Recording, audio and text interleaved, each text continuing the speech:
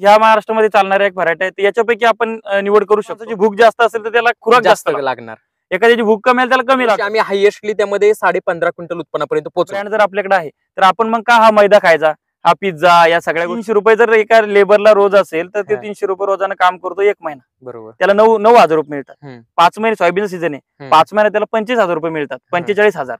पण त्याच ठिकाणी एका 5 एकरच्या सोयाबीन उत्पादक शेतकऱ्याला 25,000 रुपये नफा. शेतकरी मित्रांनो नमस्कार. आज माझ्यासोबत खरं तर खूप मोठं व्यक्तिमत्व आहे आणि बऱ्यापैकी महाराष्ट्रातील भरपूर शेतकरी ज्ञानेश्वरला त्यामध्ये ओळखत असेल. आज खरं तर इकडून जात असताना ज्ञानेश्वरला त्यामध्ये भेटायचं मी ठरवलं होतं, कारण सध्या जो काही येणारा रब्बी सीझन आहे, रब्बी मधील प्रामुख्याने आपलं पीक म्हणजे की हरभरा.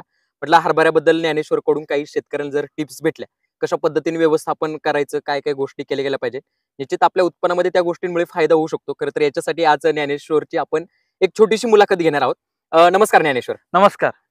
सध्या जो काही येणार आता रब्बी हंगाम आहे, प्रामुख्याने त्याच्याच बद्दल आज आपण चर्चा करणार आहोत. रब्बी मधील जसं की हरभरा पीक आहे, तर हरभरा पिकाचं व्यवस्थापन शेतकऱ्यांनी करत असताना नेमकी कशा पद्धतीने करायला पाहिजे? आता जर या वर्षीचा विचार जर आपण केला तर गव्हाचं जे क्षेत्र आहे ते कमी होणार आहे, कारण की पाणी नाहीये. बरोबर. त्याच्यामुळे हरभरा आणि त्यातल्यात गावरान देशी हरभरा जो आहे की बाबा जर भारी आकारात जमीन असेल तर बऱ्याच लोकांचा आपण बघतो की एका पाण्यावर येणारा किंवा पाणी नसताना येणारा, तेव्हा हरभऱ्याचा पेरा वाढणार आहे आणि हरभऱ्याचं पीकच आपल्याला उत्पादनापर्यंत घेऊन जाऊ शकतं. त्याच्यामुळे हरभऱ्यासाठी जमीन निवड करत असताना आपण मध्यम ते भारी आकारात जमीन त्या ठिकाणी निवडून केली पाहिजे. हलकी चोपण पाण्याचा निचरा न होणारी जमीन आपण टाळली पाहिजे, जेणेकरून तशी जमीन जर आपण टाळली तर पुढे मर रोगापासून पण आपल्याला त्याच्यापासून छुटकारा मिळू शकतो आणि हरभऱ्याचं एक चांगलं उत्पादन मध्यम आकाराच्या ते भारी आकारात जमिनीमध्ये आपण घेऊ शकतो. तर जसं की हरभऱ्याचं जर करायचं जर झालं तर भरपूर मार्केटमध्ये वाण वेगवेगळे आहे. अकोला कृषी विद्यापीठाचे वेगळे आहे, आमच्या राहुरी कृषी विद्यापीठाचे वेगळे आहे, किंवा काही बाकीच्या कंपनी सुद्धा अलग अलग आहे. बरोबर. तर कोणत्या वाहन त्यामध्ये शेतकऱ्यांनी प्राधान्य दिलं पाहिजे, कोणत्या वाहनांना? तर याच्यामध्ये आता डॉलर आणि देशी असे 2 प्रकारचे वाहन आहेत. ज्यांच्याकडे पाण्याची सुविधा आहे तर त्यांनी डॉलर हरभरा केला तरी चालतो, कारण डॉलर हरभऱ्याला चांगला दर सध्या मिळतो आहे. सध्या 11,000 ते 13,000 दरम्यान डॉलरला रेट आहे आणि गावरान हरभऱ्याला सुद्धा जवळपास 5,000 पेक्षा जास्त रेट आहे. तर दोन्ही हरभरे केले चालतात. तर त्याच्यामध्ये डॉलर हरभऱ्यापैकी 2-3च व्हरायटी आहेत. एक फुले कृपा आहे महात्मा फुले कृषी विद्यापीठाची, दुसरी PDKV 4 म्हणून आहे एक डॉक्टर पंजाबराव देशमुख कृषी विद्यापीठाची, PDKV 2 एक आहे. अशा मोजक्याच आपल्या महाराष्ट्रातील विद्यापीठांनी दिलेल्या ह्या व्हरायटी आहेत. बाकीच्या इतर भरपूर आहेत, परंतु ह्या महाराष्ट्रामध्ये चालणाऱ्या एक व्हरायटी आहे याच्यापैकी आपण निवड करू शकतो. देशी हरभऱ्याचं सांगायचं झालं तर PDKV कन एक आहे नवीन आलेला आहे डॉक्टर पंजाबराव देशमुख कृषी विद्यापीठाचा. PDKV कांचन आहे, बारीक दाणा असला तरी उत्पादनाला खूप जबरदस्त आहे, मर रोगाला प्रतिकारक्षम आहे आणि जो आता ज्या सगळ्यांकडे जो हरभरा उपलब्ध आहे सध्या की लोक म्हणतात माझी घरचाच मी पेरणार, तो घरचा नसून तो जॅकी 9218 आहे. तर जॅकी 9218 हा डॉक्टर पंजाबराव देशमुख कृषी विद्यापीठाचा आहे. खूप जबरदस्त वाण आहे, म्हणजे जसं आपलं सोयाबीन मध्ये 335 आपण खूप वर्ष वापरलं तशा पद्धतीनं जॅकी वापरलं, तर त्याची आपण निवड करू शकतो. त्याच्यामध्ये फुले विश्वराज आहे, फुले विक्रांत आहे, फुले विक्रांत आहे, दिग्विजय आहे, विजय आहे. तर याचा पण आपण त्या ठिकाणी वापर करू शकतो. म्हणजे शक्यतो वाहन निवडताना तुम्ही तुमच्या जमिनीनुसार निवडा आणि कशा पद्धतीने करतात त्याच्यावरती वाहन डिपेंड आहे. जसं की पुढचा विषय येतो आपला, म्हणजे की सगळ्यात पहिली जी स्टेप असते खत व्यवस्थापन.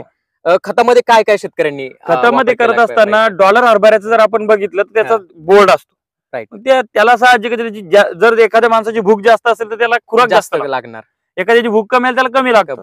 मग आपल्या गावरान हरभऱ्यासाठी तुम्ही आपण जे आता विद्यापीठात शिफारस सांगितली शेतकऱ्यांना कळत नाही आणि आपल्याला शेतकऱ्यांची संख्या जास्त बघणारी याच्यामुळे आपण शेतकऱ्यांच्या भाषेत बोलतो. त्याच्यामुळे आपण तुम्ही जे NPK वापरता, नत्र स्फुरत पालाश 10-26-26 असेल, 12-32-16 असेल, 18-10 असेल, किंवा हे जे कॉम्बिनेशन आहेत यापैकी आपण एकरी 1 बॅग वापरतो. पण त्याच्या आधी पेरणीच्या 1-2 दिवस आधी आपण जर एकरी 1 बॅग सिंगल सुपर फॉस्फेट पुढे जर फेकून दिलं आणि पेरणी करत असताना एकरी जे तुमच्या आता बऱ्याच दाणेदारपैकी कोणते दाणेदारपैकी शेतकऱ्यांचं काय की बाबा काही शेतकरी म्हणतात की आमच्या याच्यात 10-26-26 रिझल्ट येत, काही म्हणतात आम्हाला 18-18-10 मानवतो, काही म्हणतात आम्हाला DAP. मग त्यापैकी तुम्ही त्यानुसार करू शकता. आणि डॉलर हरभऱ्यात जे तर याच्या तुलनेमध्ये 1.5 किंवा दुप्पटनं आपल्याला ते वापरावं लागतं, मात्र जास्त वाढवावं मात्रा वाढून द्यावं लागते. आता याच्यामध्ये जर काही शेतकऱ्यांचं गांडूळ खत असेल, शेणखत असेल, त्यांची शेत शेणखताचे असेल तर त्यांनी रासायनिक खताची मात्रा कमी केली तर चालते, कमी केली तर चालू शकते. म्हणजे एक आपल्या जमिनीच्या पोतानुसार आणि तुम्ही कोणता हरभरा करता त्याच्यानुसार तुम्ही खताची मात्रा कमी जास्त या ठिकाणी करू शकता. आपलं नेक्स्ट जी स्टेप्स पुढे चालू होती की ती म्हणजे की अंतर, कारण अंतरावरती सगळ्या गोष्टी डिपेंड असतात. जर अंतर आपलं चुकलं तर निश्चित त्याचा फटका आपल्या उत्पन्नावरती बसू शकतो. रेग्युलर हरभऱ्यामध्ये काय अंतर ठेवलं गेलं पाहिजे आणि डॉलर हरभऱ्यामध्ये काय अंतर असलं पाहिजे? आता रेग्युलर आणि डॉलर हा. जवळपास अंतर जे आपण ठेवतो 2 ओळीच्या मधातलं आणि 2 झाडाच्या मधातलं. हा. आता विद्यापीठ काय सांगतात देशी हरभरा शेवदा तुम्ही 30 ते 45 सेंटीमीटर 2 ओळीच्या मधातलं अंतर ठेवा, म्हणजे 1.25 पर्यंत. हा, आणि 2 झाडाच्या मधातलं अंतर 7 ते 10 इंच ठेवा. हम्म. आणि त्या व्यतिरिक्त डॉलरचं सांगत असताना ते म्हणतात 25 ते 60 सेंटीमीटर 2 ओळीतलं ठेवा आणि 2 झाडातलं 10 ते 15 सेंटीमीटर ठेवा डॉलर. हो. परंतु आपण जर प्रॅक्टिकली शेतकऱ्यांचं जर बघितलं तसं आपण विद्यापीठाच्या शिफारशी टाळून सोयाबीनचं अंतर वाढवलं, उत्पादनामध्ये वाढ झाली. दाना पण एकदम टपोरा. तर अशा पद्धतीनं आता अनेक शेतकरी आहेत की ते त्यांनी आता आमच्या कॉन्टॅक्ट मध्ये एक विनोद मैन म्हणून एक शेतकरी आहेत. तर त्यांनी सिलेक्शन करतात ते व्हरायटीज. मग सिलेक्शन करून त्यांना ते तंत्रज्ञान अवगत आहे की बुवा बियाण्याचं प्रमाण किती, 2 ओळीतलं अंतर किती, 2 झाडातलं किती. मग जर 2 झाडातलं अंतर जास्त घेऊन राहिलो तर ते जो हरभरा आहे तो डेरा करणार आहे, त्याला ब्रांचिंग होणार आहे, ब्रांचिंग केलं म्हणजे त्याला भूक वाढणार आहे, मग त्या पद्धतीने खत व्यवस्थापन. अशा पद्धतीनं आता मी त्यांच्याकडनं एक 1044 नावाची व्हरायटी बोलवलेली. 1044 म्हणजेच काय, तो गावरान हरभरा त्यांच्याकडे होता, त्या गावरान हरभऱ्यातून ती सिलेक्शन करतात आणि त्या सिलेक्शनाच्या माध्यमातून मग ती व्हरायटी तयार करतात आणि ती शेतकऱ्यांना देतात, ते सुद्धा वापरतात. पण त्यांचे उत्पादनाला ते खूप चांगले असतात, म्हणजे सहज 10 ते 15 क्विंटल पर्यंत जाऊ शकतो. सहज मी म्हणतोय, परंतु व्यवस्थापन पण तसं करावं लागेल. म्हणजे आता त्यांनी मला सांगितलं की 2 फुटावर करायचा 1044. 2 फुटावर केल्यानंतर ते अंतर मिळतंय आणि मोठ्या प्रमाणात ब्रांचिंग आणि त्या झाडाच्या भूकनुसार त्याला ते आपण करू शकतो. त्याच्यामुळे शेतकऱ्यांनी तुमच्या भागामध्ये तुम्हाला जे अनुभव आहेत त्या अनुभवानुसार 2 ओळीतलं 2 झाडातलं अंतर तुम्ही ठेवलं पाहिजे. बरोबर. जर बियाण्याचं प्रमाण जास्त वापरलं तर अंतर कमी असलं तर तुम्हाला हरकत नाही, परंतु तुम्हाला जे पहिलं मिळत होतं तेच मिळणार. परंतु तुम्ही जर काही वेगळं केलं तर तुम्ही जर 2 ओळीतलं अंतर जर समजा 1.5 फूट 2 फुटाच्या दरम्यान घेतलं, 2 झाडाच्या मधातलं अंतर जर केलं, तुम्ही सीड रेट म्हणजे बियाण्याचं प्रमाण जर कमी केलं आणि त्याच्यामध्ये तुम्ही योग्य प्रमाणात खत व्यवस्थापन, योग्य पाणी व्यवस्थापन जर केलं तर चांगलं उत्पादन आपल्याला येऊ शकतं. निश्चित त्यामध्ये चांगलं उत्पन्न येऊ शकतं. तर जसं की त्यामध्ये आमचं पण एक वरचं तंत्र आहे, आम्ही शेतकऱ्यांना पूर्णपणे एक नियोजन देत असतो. अगदी लागवडीपासून तर काढणीपर्यंत पूर्ण स्टेप्स त्यामध्ये असतात. खत व्यवस्थापन असेल, सुरुवातीचं मर रोगाचं नियंत्रण असेल, म्हणजे ह्या स्टेप आम्ही मागच्या वर्षी पण प्रॅक्टिसेस केला. इथून पाठीमागच्या 6 वर्षापासून पण प्रॅक्टिसेस चालू आहे. म्हणजे मागच्या वर्षी आम्ही हायएस्टली त्यामध्ये 15.5 क्विंटल उत्पन्नापर्यंत पोहोचलो. म्हणजे यातून हे सांगायचं की एक योग्य पद्धतीचं नियोजन शेतकऱ्यांसाठी खूप गरजेचं आहे. जसं की आता हरभऱ्याचं जर शेतकऱ्यांना बऱ्याच वर्षी कमी उत्पन्न येतं, पण जर उत्पन्न जर आपल्याला चांगल्या पद्धतीने जर काढायचं असेल तर नेमकी तुम्ही कोणत्या गोष्टी शेतकऱ्यांनी लक्षात ठेवायला पाहिजे किंवा कोणत्या टिप्स त्यामध्ये वापरायला पाहिजे? त्याच्यामध्ये सर्वात महत्वाचं म्हणजे जेव्हा आपण तुमची आता सोयाबीन निघाली, सोयाबीन निघाल्यानंतर काय होतं, अनेक शेतकरी काय करतात, सोयाबीन निघाल्याच त्याच्यामध्ये लगेच सोविंग करतात, म्हणजे पेरणी करतात. मग त्याच्यामुळे काय होतं कधी कधी की त्या सोयाबीनचा पालापाचोळा खाली पडलेला असतो, सोयाबीनचे अवशेष असतात. तुम्ही रोटा केल्यानंतर तुम्ही त्याच्यावर स्प्रिंकलरनं पाणी देता किंवा पाट पाणी देता, ते पाणी दिल्यानंतर ते ओलं झाल्यानंतर त्याच्यावर बुरशी चढते आणि तुम्ही त्यातच बियाणं लावता. बियाणं लावत असताना तुम्ही बीज प्रक्रिया करत नाही बऱ्याचशा मोठ्या प्रमाणात शेतकरी, आणि मग त्या बुरशीचा प्रादुर्भाव तो पुढे वाढतो आणि मग नंतर मर रोगाचा सामना करावा लागतो. म्हणून शेतकऱ्यांनी काय केलं पाहिजे, जेव्हा आपलं सोयाबीन शेत रिकामं होतं, सोयाबीनचं शेत जे थोडं आंबट ओलं असतं, थोडंफार ओल त्याच्यामध्ये असते, मग ते पंजी करून आपण जर फोडलं तर पंजी करून फोडल्यामुळे ते जमीन थोडी 2-4 दिवस तापते, मातीची आलटापालट होते आणि मग त्याच्यामध्ये नंतर आपण त्याला ओलवून नंतर हरभऱ्याची पेरणी करावी. दुसरा मुद्दा, बीज प्रक्रिया जी आहे, तर रासायनिक बीज प्रक्रियापेक्षा शेतकऱ्यांनी जैविक बीज प्रक्रियेवर जर जास्त भर दिला, कारण की हरभरा खूप सेन्सिटिव्ह पीक आहे या बाबतीत. तर मग त्याच्यामध्ये जर आपण ट्रायकोडर्मा, रायझोबियम, केएसबी, पीएसबी याचा वापर जर केला तर ट्रायकोडर्माचा आपण बीज प्रक्रियेसाठी वापर करूयात. आणि अनेक जुगाड शेतकऱ्यांनी काढलेले की स्प्रिंकलरच्या माध्यमातून आपण ट्रायकोडर्माचा ड्रिंचिंग करू शकतो, देऊ शकतो त्याची. तर ते जर आपण केलं तर हरभऱ्यावर मररोग ज्या बुरशीमुळे येतो, तर त्या बुरशीला खाऊन ट्रायकोडर्मा जगतील आपली, म्हणजे मित्र बुरशी आपली. म्हणजे ट्रायकोडर्माचा वापर आपण वाढवायचा, ती आपोआप तिथून कमी होणार आणि आपल्याला आपलं हे व्यवस्थित होणार. आणि दुसरा मुद्दा म्हणजे शेताला आता बायो फर्टिलायझरची नितांत गरज आहे. बरोबर. याचा आपण वापर वाढवावा. त्यानंतर उत्पादनासाठी सगळ्यात महत्वाचं पाणी व्यवस्थापन. आता काय होतं, काही शेतकरी पहिलं ओलवतात, पेरतात, डबल पाट पाणी देतात, ते हरभरा आपण त्याला मासतो म्हणजे काय, तो वाढतो. त्यानंतर फुलावस्थेमध्ये काही लोक पाणी देतात, त्याच्यामुळे तो अजूनच वाढीवर भरते, तो फुलधारणा कमी होते. आणि मग नंतरची अवस्था होती की प्रीमॅच्युअर फ्लॉवर सेटिंग किंवा अशा गोष्टी होतात की काही फुलं, काही घाटे काही घाटे वाळायला आले, काही घाटे नेमकेच निबर होत आहेत आणि काही घाटे नेमकेच त्याच्यात दाना पडतोय. मग अशाच्यामध्ये त्याची कापणी करावं का काय करावं ते कळत नाही आणि उत्पादनामध्ये सुद्धा प्रचंड घट येते, वाढ होती त्याची. मग अशा याच्यात तुम्ही ठराविक अंतर आपण सांगितल्याप्रमाणे जर घेतलं आणि पावणी व्यवस्थापन करत असताना जर तुम्ही हरभरा ओलून जर पाणी दिलं, म्हणजे आधी जमीन ओली केली, त्यानंतर हरभरा पेरला आणि हरभरा पेरल्यानंतर जर आपण हरभरा उगून आल्यानंतर 15 ते 20 दिवसांनी एक स्प्रिंकलरचं 2-3 तासाचं पाणी द्यायचं, त्याला जेवढं गरज आहे तेवढंच, अतिरिक्त नाही.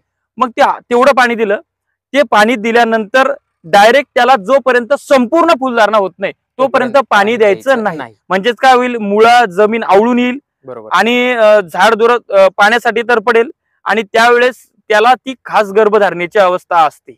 मग तेव्हा ती गर्भधारणा झाली की मोठ्या प्रमाणात फुल बसतात आणि मग त्या फुलांचं रूपांतर त्या ठिकाणी घाट्यामध्ये व्हायला लागलं. म्हणजे नुकतंच फुलांचं रूपांतर घाट्यात झालं तेव्हा नेमकाच जीव पडलेला असतो.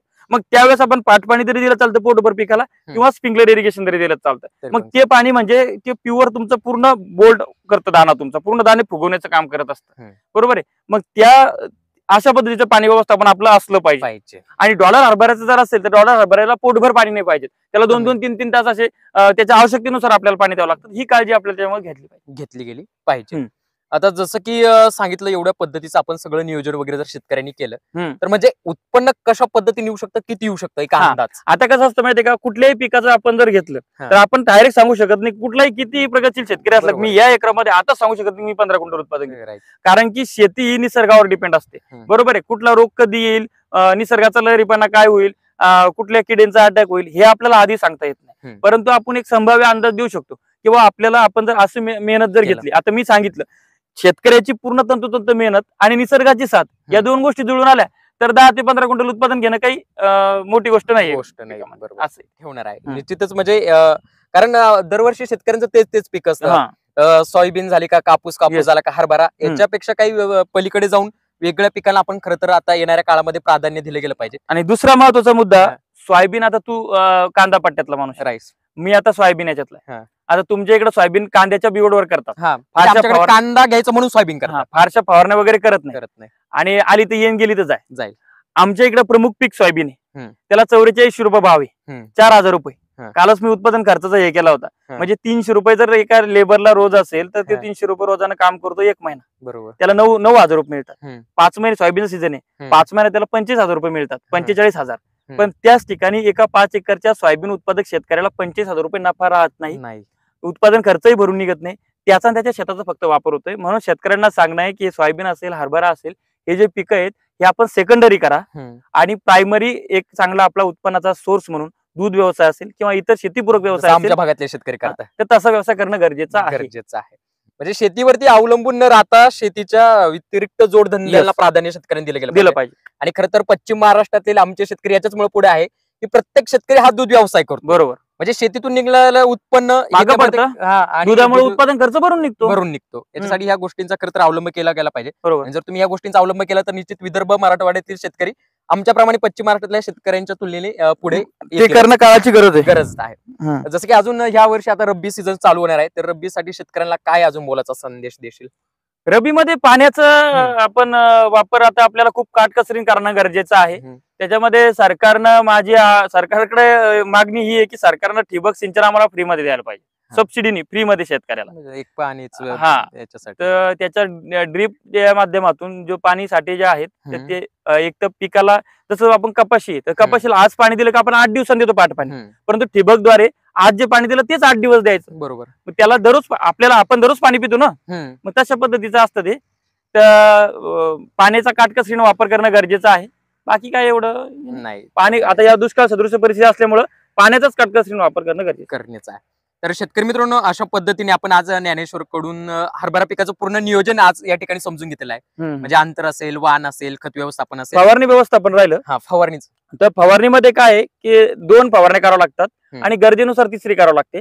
तर पहिल्या फवारणीमध्ये जे आपले साधे कीटकनाशक आहेत, म्हणजे ज्यामध्ये प्रोपेक्स सुपर आहे, क्लोरोबायरिफॉस आहे, तर याचा वापर करायचा. प्रादुर्भाव जर आळीचा, हिरवी तुम्हाला छोटी रुणी आळी जर दिसत असली तर त्यासोबत 8-10 ग्रॅम 15 लिटर पाण्याला इमॅक्टिन घ्यायचं, ते गरजेनुसार करायचं. त्यासोबत साप किंवा रोको यापैकी एक बुरशीनाशक घ्या आणि एक 1261 सारखं विद्राव्य खत घेतलं चालेल, पण ते विद्राव्य खतामध्ये भरपूर फसवणूक होती. त्याच्यामुळे ते ओरिजिनल स्कॉर्चिंग वगैरे ओरिजिनल घेणं गरजेचं आहे. काही लोक मीठ पण विकतात. बरोबर आहे. आणि दुसरी फवारणी, पहिली फवारणी तुम्हाला 25 ते 35 दिवसादरम्यान घ्यायची, आणि दुसरी फवारणी तुम्हाला फुलांच्या नंतर जी घाटी अवस्था असते त्यावेळेस घेणं गरजेचे असते. मग त्यावेळेस तुम्ही बॅराझाईड वापरू शकता, इवेसेंट वापरू शकता, किंवा इमिबॅक्टिन वापरू शकता. आणि बुरशीनाशक तुम्ही 6 प्रकोपैकी जे आधी मारले त्यातले एक उरलेलं चेंज करून, किंवा मग तुम्ही दुसरं एखादं अँटीबायोटिक वगैरे ते घेऊ शकता. आणि घाटे भरण्यासाठी 05234 एखादं विद्राव्य खत. म्हणजे शेतकरी मित्रांनो, प्रामुख्याने हरभरा पिकासाठी 3 फवारण्या करा. पहिली फवारणी प्रामुख्याने भर याच्यासाठी द्या की तुमचा फुटवा जास्त कसा होईल. दुसरी फवारणी याच्यासाठी करा की फुलांची संख्या जास्त कशी वाढेल. आणि तिसरी फवारणी तुमची घाटे भरण्यासाठी, घाटे अळीचं नियंत्रणासाठी आणि घाटे चांगले भरण्यासाठी. म्हणजे 3 पद्धतीने फवारण्या जर असेल तर तुम्हाला बाकी काही गोष्टी करायची गरज या ठिकाणी पडणार. आज खरं तर ज्ञानेश्वरने वेळात वेळ काढून आज आम्हाला या ठिकाणी मुलाखत दिली, त्याबद्दल खरं तर खूप धन्यवाद. आणि जो काय आज बहुमूल्य वेळ दिला त्याबद्दल धन्यवाद. असं काही नाही, आपला सगळा वेळ शेतकऱ्यांसाठी आहे, आणि आपण काही मोठे व्यक्ती नाही, शेतकऱ्याचे पोर आहेत. आणि म्हणून आपण त्यांची भाषा बोलतोय, म्हणून शेतकरी आपल्याला इतकं जवळ पकडतात, इतकं प्रेम देतात. या प्रेमासाठी खूप खूप धन्यवाद.